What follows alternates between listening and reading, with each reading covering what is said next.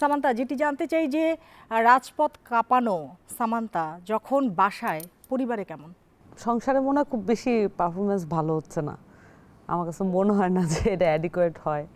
সময় দেওয়ার চেষ্টা করি, মিস করি, কিন্তু দেখা গেছে যে সংসার তো আসলে একটা পুরো ম্যানেজমেন্ট এবং একটা আয়োজন, এবং এটা আমি খুব সিরিয়াসলি নেওয়ার চেষ্টা করি।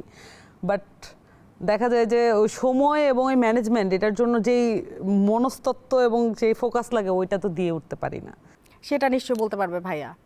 এটা ঠিক যে আসলে ও রাজনীতিতে এঙ্গেজ হয়ে যাওয়ার পরে ফ্যামিলিতে কোয়ালিটি টাইম দিতে পারতেছে না এবং পাচ্ছেও না।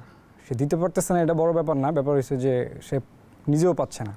মাইনে নিছি দুজনই যে আসলে যেহেতু ও আসলে সিরিয়াসলি পলিটিক্সটাই এঙ্গেজ, ওর পক্ষে আসলে ফ্যামিলিতে মানে ব্যাপারটা হচ্ছে ফ্যামিলি টাইম ও নিজেও খুব পছন্দ করে।